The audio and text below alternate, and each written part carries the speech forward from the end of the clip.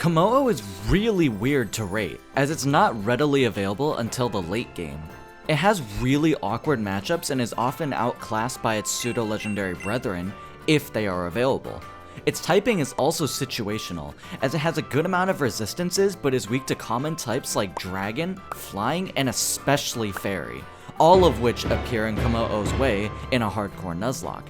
All this to say, in my opinion, it is quite middling to use in a run, and I will tell you why I think this is the case. But first, please leave a like and comment. I've been transitioning this series from a short series into a long-form video series, so your support lets me know you want to see more Hardcore Nuzlocke content. So, Jangmo-o and Hakama-o can be found in Sun and Moon before the Totem Kommo-o trial, which is at the exact level they evolve into Kommo-o, level 45.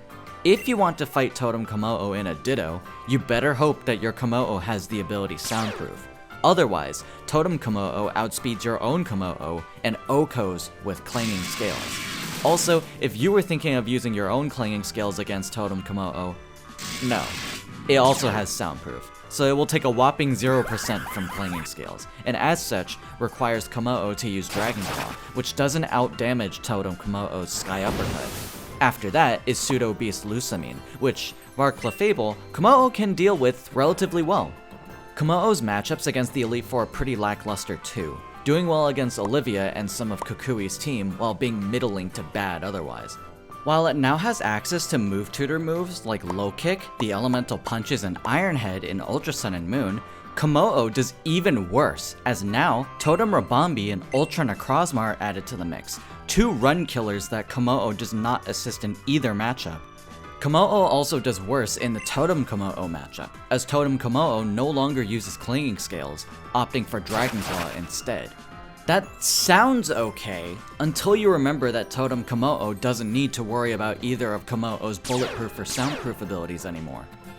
Kommo-o's Elite Four matchup is marginally improved, with Hala being replaced with Molane's Steel types, which Kommo-o can deal with bar Metagross. But with Kukui being replaced by Hao and his diverse roster that threatens Kommo-o, the matchup against the League is still quite mediocre. Also, before anyone asks, Commonium Z is postgame.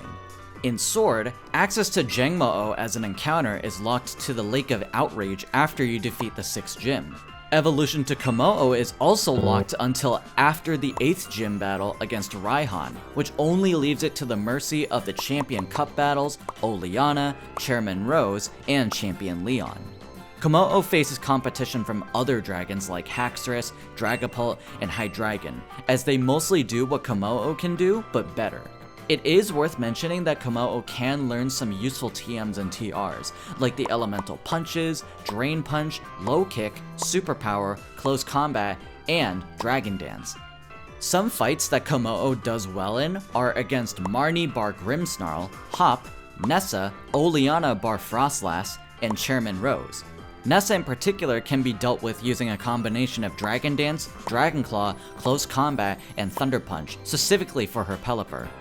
Bia and Raihan are slightly harder, but Bede is not a safe fight for Kommo-o due to his use of fairy types. This is also a good time to mention that Kommo-o's ideal ability against Leon is Bulletproof, as it improves Kommo-o's matchup against Leon's Aegislash while still performing decently against some of his other Pokemon if set up correctly, especially if Kommo-o is holding a Life Orb, an Expert Belt, or anything similar. Both of the former two items are also accessible before battling Leon. Overall, I think Kommo-o is a really bad Pokemon that faces extra tough matchups in its debut generation while being okay in Sword, but it still faces stiff competition from other dragons. So my rating is that Kommo-o is decent. Let me know which Pokemon you'd like to see evaluated for Nuzlocke viability. Thank you so much for watching. Heracross is up next.